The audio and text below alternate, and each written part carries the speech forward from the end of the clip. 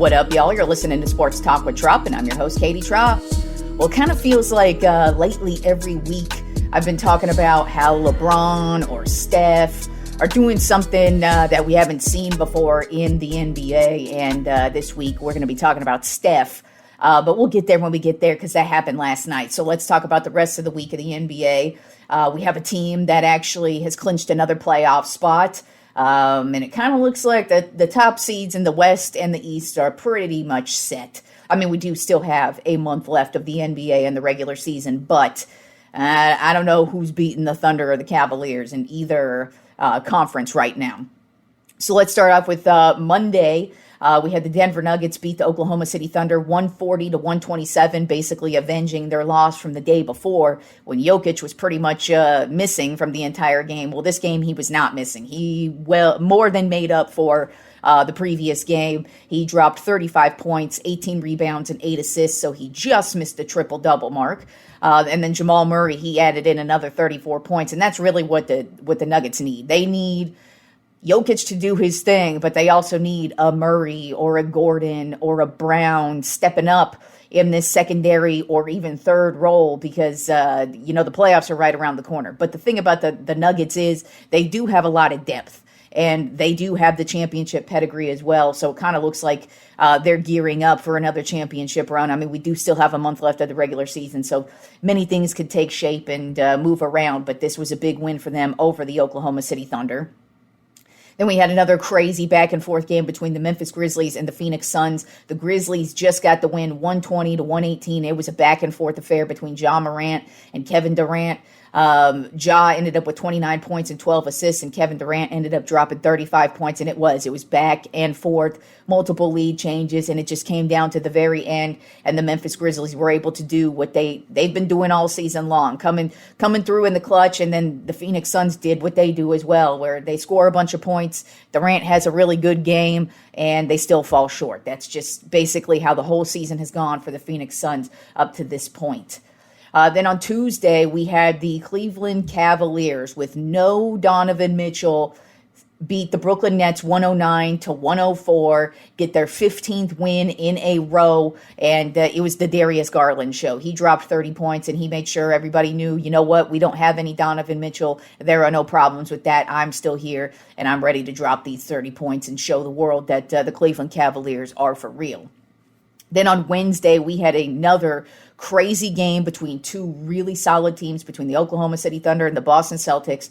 Oklahoma City got the win, but it was a close one, 118-112, and it was back and forth. This was between SGA and Jason Tatum. Both of them were like, nah, I'm the king here. But SGA came out on top with 34 points, and not only did they get the win over a good-ass Boston Celtics team in Boston, but they also clinched a playoff spot as well. So only two teams have clinched playoff spots so far, and that are both the 50-win teams with the Oklahoma City Thunder and the Cleveland Cavaliers. Also, with that win, Oklahoma City has won 17 of their last 18 games. This team is they look pretty unstoppable, and they look like they're ready for a 7-game series against whoever it is they face off against, because they just are playing so well right now. And then Thursday night, the game wasn't really as important. It was really just the milestone that happened. The Golden State Warriors got the win 130-104 over the Sacramento Kings.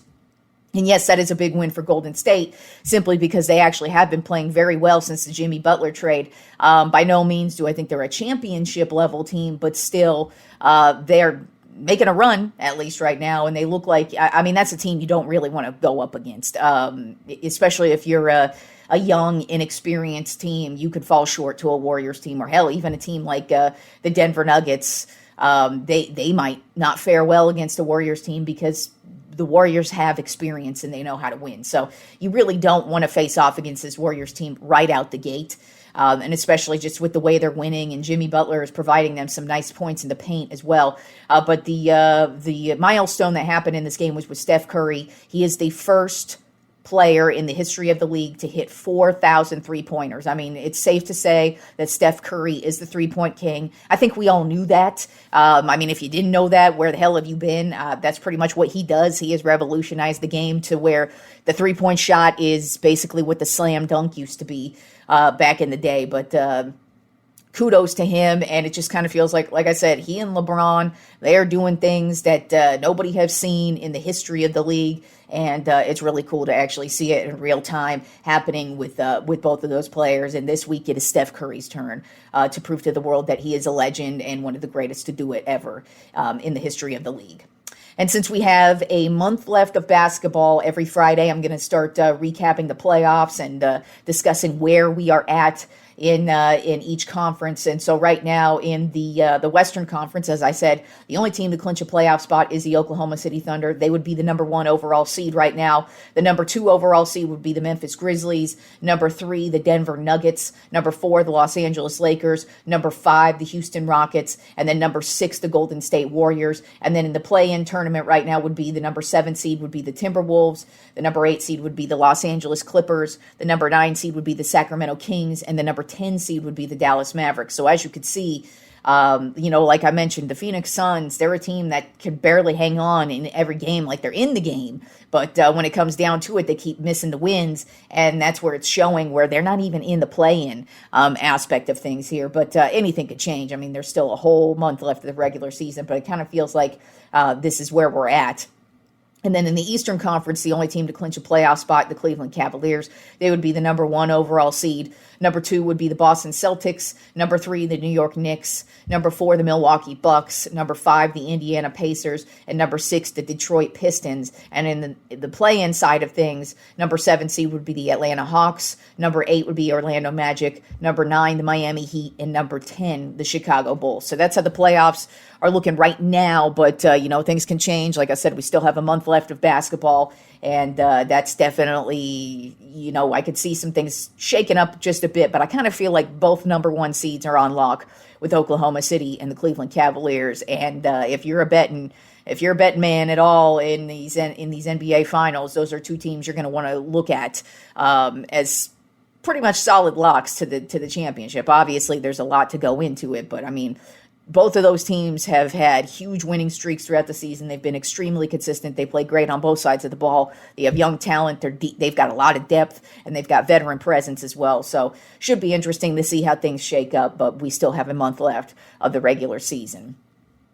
And then moving on to the NFL, we had a couple of more movement with the free agency signings throughout this week. And then, of course, we still have big names out there as well, so more is going to happen over the weekend. But throughout the week, a couple of notable signings. Wide receiver DeAndre Hopkins, he ends up signing with the Baltimore Ravens. Defensive end Joey Bosa ends up signing with the Buffalo Bills, and I think that's a great move by the Buffalo Bills. The Bills are making some really solid moves. I still think they need a receiver. I think that's the last position they really need, but they ended up, releasing Von Miller last week, and now signing Joey Bosa, I think is just a great move to bolster their defense a bit. And then defensive end DeMarcus Lawrence of the Dallas Cowboys ended up signing with the Seattle Seahawks, and then he was interviewed yesterday, and he basically said one of the reasons why he signed with the Seahawks is because he's never going to win a championship in Dallas, and it's kind of funny that he says that because you ain't going to win one in Seattle either. That team's not really on par to be winning shit at all at this point. But, good luck there. And by the way, I'm a big DeMarcus Lawrence fan. I respect everything he did for the Cowboys. But it was funny to see him say that. And then immediately after that, he kind of pissed off defensive end Micah Parsons with the Cowboys, and he was kind of like, you're acting a little bit salty, dude. Shut the fuck up. And so we'll see how that turns out. 2 guys who were on the same team who really supported each other, but after that, things got a little bit salty yesterday, but who knows. So we are right around the corner from the start of baseball season. As a matter of fact, it technically starts next week. We have the Japan series between the Los Angeles Dodgers and the Chicago Cubs. They start the season off, but technically we have about 2 weeks until the start of the baseball season. And with that being said, it is now time for my season predictions for the 2025 season. I'm going to begin with the two divisions that I believe are the best, that are going to have probably the biggest battles and more than likely more teams in the playoffs, meaning definitely a division winner, obviously, and potentially 2 or 3 of the wild card spots. We'll see, but I think both of these divisions are stacked to the brim with top talent and great teams. So let's start it off with the American League East. I do have the Yankees winning this division. I know a lot of people are looking at the injuries that have happened, and of course they lost Juan Soto in the offseason, but they spent money elsewhere, and Soto was a huge part of their offense last year. But I think what they did in the offseason actually replaces him just a bit. Obviously, it's really difficult to replace a Juan Soto. He's a perennial player. But I don't think it was the biggest loss in the world. Now, they also have 2 injuries heading into the regular season that definitely take a toll as well. Beginning with starting pitcher Garrett Cole, he had to have Tommy John surgery earlier in the week, and he is done for the season. But I don't think that's going to be a big deal because last year they started off the season without him. And gotta say, their pitching looked fantastic until Garrett Cole came back. Then once Garrett Cole came back, it's not him who was the problem. It just kind of felt like the consistency, and it may not have been him at all, but I'm just saying, I remember when he came back, their starting pitching started to tank just a bit. So I kind of feel like starting off the season knowing that he's not going to be there, that's going to be fine. And then, of course, the other injury heading into this season for the Yankees is Giancarlo Stanton. He's got 2 bad elbows right now, and it's possible he might have to have surgery, and that would shut him down for the rest of the season. That's nothing new with Stanton. The guy has been injured consistently every single year for what feels like the last 6-7 years. I mean, that's just kind of his thing. And while he does add in a lot of offense for this Yankees lineup, I don't think it's that great of a loss, especially since the season hasn't even begun yet. I do think they gained with, of course, signing Max Fried in the offseason. He's obviously going to be their ace when it comes to their starting pitching. But I think overall, the Yankees pitching is not bad. It's not, I wouldn't say it's one of the top pitching. I wouldn't call it top pitching in the league at all, but they definitely have some good guys. They've got some solid guys. Their bullpen is not horrible at all. And, there's still a lot of the season left. They could end up making a trade. But I think the fact that they signed Max Fried in the offseason is a big deal because Fried is able to carry the load. And he's more than reliable, and he's definitely willing to be the ace coming out of the pen like that. So I don't really think there's going to be any issues with them as far as pitching goes. I mean, it's obviously difficult to replace a guy like Garrett Cole, but at the same time, they started last year without him, and it didn't actually end up being a bad thing. And then a couple of their other additions in the offseason, you got Cody Bellinger, who's been extremely reliable when it comes to him offensively. So I think he's definitely going to be a nice, solid replacement for Soto. Not saying he's going to provide the exact type numbers, but he's very reliable offensively and should help with Judge in the lineup there. And then also a signing that a lot of people I don't think are looking at as a major thing, but I actually like it, is them picking up Paul Goldschmidt. He's been a very reliable first baseman, and that's an issue for the Yankees, is they haven't really had reliable defense at the first baseman position, which I think Goldschmidt provides them. But he's also going to provide them with a nice source of offense as well. I don't think he's the Goldie of old, but he's definitely going to be a solid player for this lineup offensively and defensively. And I actually really like what I see from the Yankees. I think a lot of people are overlooking them because of these big injuries and their big losses, and then, of course, losing Soto in the offseason. But they spread it all around. And, I mean, you got to remember, their team last year went to the World Series. You got Aaron Judge here, who's capable of hitting 60 home runs in a season. He's definitely a threat. Then you also have Volpe, who had a good year last year, and you've got Dominguez, who's coming up from the minors this year, who's expected to play a huge role. So I kind of look at the Yankees, and I actually think the Yankees are not only going to be winning their division, but I think they're going to be one of the best teams in the league this year, injuries or not. Then one of the teams that I feel like has made the most major improvements this offseason, and I think is going to come in second place in the American League East, the Boston Red Sox. They made huge moves this offseason, and I would not be shocked if they are in contention for this division all season long. You know, they traded for Garrett Crochet, the starting pitcher from the Chicago White Sox. Very, very consistent pitcher, gives them a lot of depth at the starting pitcher position. You know, last year their starting pitchers were pretty solid, and this gives them a straight-up ace who you don't want to face up against. Then you've got Alex Bregman, who they picked up in the offseason. Love that pickup. Going to give them some good offense and defense. They also picked up Walker Buehler as well. He's spent the last couple of seasons injured, but when he's in there, he's a good ass pitcher. Then they also have a few young guys coming up that are going to be called up either at the beginning of the season or kind of midway through the season. But they've got a lot of young guys coming up in the minor league that you're gonna want to watch out for. And I just kind of look at this Boston Red Sox team as being a team you're not going to want to mess with. And I think they're going to be in contention for the American League East all season long. A team that I think lost a step this year and is going to come in third place, I have the Baltimore Orioles. The reason why I think they lost a step is because they didn't end up re-signing Corbin Burnes, who was their dude last year. I feel like he was the reason why they were doing so well for the majority of the season, actually, last year. But now they lost him, and I look at their not only their starting pitching, but all the way down through their bullpen. I go, I think this is very shaky, and they don't really have an ace who you can point to who's going to be a threat each and every game.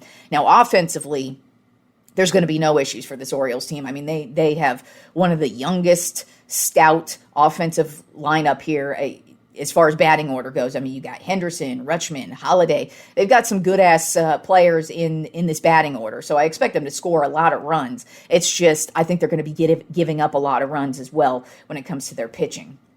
Then another team that I think is going to be in contention, but's probably going to just fall out on the outskirts as they normally do in fourth place in the American League East. I have the Toronto Blue Jays. Now, I don't think they're going to be a terrible team. I actually think they're going to compete well. It's just that they're in such a stacked division, and the other teams above them are a little bit more consistent and a little bit less disarray than the Blue Jays. I think they have a lot of firepower with their starting pitching, especially because they did sign Max Scherzer. Now, if he's able to stay healthy, he's definitely a threat.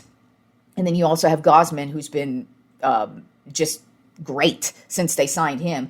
But overall, with Toronto, they just have never been able to play consistent baseball, and until they do, you can't really rely on them. Now, one thing I will say is since Vlad Guerrero Jr. did not come to an agreement with them on a new contract, this is a contract year for Vlad. And usually, when a guy is in his contract year, he goes off. Don't be shocked if Vlad is an MVP candidate, like all season long. Don't be shocked if this is the guy who leads the league in basically every category, hitting-wise, because it's a contract year. And usually in the contract years, you could just look at it over the last few seasons. I mean, Soto, fantastic year. Judge, fantastic year. So many of these guys, when they come up for their last final season and they need that contract, they go off. So do not be surprised if Vladdy is an MVP candidate all season. Now, with that being said, since he's not locked in for a contract, if Toronto has a shitty season to start, don't be shocked if they trade him away at the midway point or at the trade deadline at some point, because that definitely benefits them to at least get something out of Vladdy. But I wouldn't be shocked if he stays or goes, but it's definitely going to all revolve around him, and I expect him to have a fantastic year given that he's up for contract. And finishing in last place in the American League East, I have the Tampa Bay Rays. I really have no expectations for this team. They don't have really any good players to point to. Usually they have this great ace starting pitcher.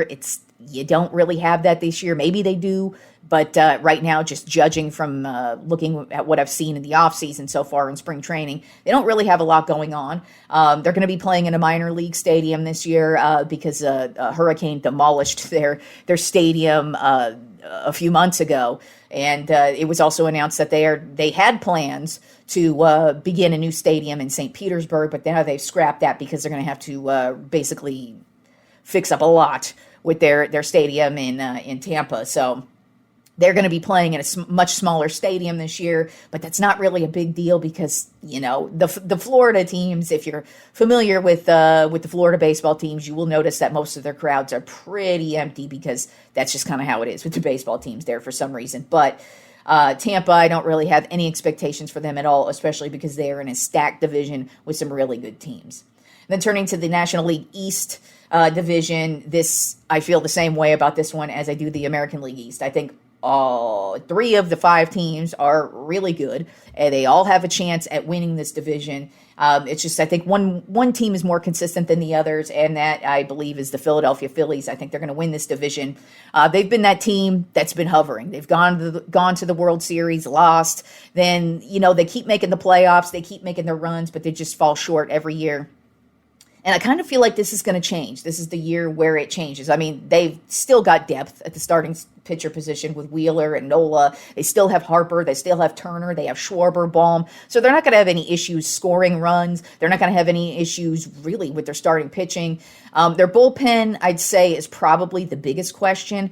But it's not really that questionable. I think they could get by, and hell, who knows? Like I said, there's a long season. They might end up making a trade for somebody at some point and really bolstering their bullpen at some point. But with that being said, I think the Phillies are one of the best teams in the league, and I think they're going to have no issues. I think they're going to be tops with their pitching. I think they're going to be tops with scoring and also defensively as well. To me, there really aren't any weaknesses with the Philadelphia Phillies. Then coming in second place in the National League East, I have the Atlanta Braves. Really, for me, with them, they've got a lot of talent as well. A lot of talent. They're going to have no issues scoring runs. Their starting pitchers, I think overall, they've got solid depth. It's their bullpen that I also have questions there. But it's really, Acuna and Strider are not due to be back until around May. So I expect a slow start for the Braves, which is fine. It's probably going to bite them in the ass when they may want to try and win the division towards the end of the season. But it is a long baseball season. But to me, the Atlanta Braves are not a team you want to overlook. They've got a ton of talent. I mean, last year they were just decimated by injuries. I feel like this roster on all levels compete with any team, any of the top teams in the league, and I think they're definitely going to be in playoff contention for this entire season, and probably going to be battling it out with the Phillies for the National League East. Then finishing in third place in the National League East, I have the New York Mets. They've made some big splashes over the last couple of years, and of course they made the big splash in this offseason by signing Juan Soto. No surprise there, and they definitely needed a guy like him to just be the face of their franchise, give them some great offensive support. He's also good defensively. He's very overlooked on the defensive side just because he's so powerful offensively. So he's definitely going to be a guy who sticks around for years to come and provides them a huge source of offense. You also have Francisco Lindor, who's great defensively and offensively as well. They re-signed Pete Alonso, so they're going to have no issues on the offensive side of the ball. To me, it's their pitching. Their starting pitching is so weak that they're going to need all that offense to offset what their pitching is going to do. I don't have any faith in their starting pitching. Manaea is already injured. He's starting the season off on the injured list. And then their bullpen is just very shaky and shoddy. And I just kind of look at their pitching as being very questionable. And when you compare it to the Phillies and the Braves in their same division, they're going to have some issues keeping up with them. So unless they make some major changes with some type of trade or something at some point in the season, I think that's going to be the Achilles heel for the Mets. They're, like I said, definitely going to have no issue scoring runs, but I don't think they're a legit World Series contender on any level, especially with this terrible pitching. Then finishing in fourth place in the National League East, I have the Washington Nationals. Really nothing to talk about with this team. They do have some young talent coming up, so that would probably be the only, if you're a baseball fan and you like to see young talent and see the potential guys on the rise, that would be the only thing that the Washington Nationals have to look forward to with the rest of their season. And then a team with even less to look forward to, finishing in fifth place in the National League East, I have the Miami Marlins. The only question, I guess you would say, with this team, the only goings on I see with this team is them probably trading away Sandy Alcantara at some point during the season. He is a starting pitcher who has won a Cy Young Award before. He was injured last year, so you really didn't see much of him. But I would not be shocked if he is a dude who ends up on the move at some point. Looks like he's definitely going to start the season with the team. But don't be shocked if there's a team out there, some kind of like the Yankees or other teams who might suffer injuries as the season wears on and might be looking to add depth or just looking to add a solid pitcher like Alcantara in there. And so that's the only storyline I see with the Miami Marlins. I mean, they don't have a good roster. They've been a terrible team, bottom of the barrel, terrible team for quite some time, and I would not be shocked if they end up as the worst team in the league this year. So that's what I have for the Miami Marlins. So those are my predictions for the American League and National League East divisions this year, and on Monday's show, I will break down the American League West and the National League West, and then next Friday, I will do the Central teams as well. All right, y'all, enjoy the weekend of sports, and I will talk to you fools on Monday.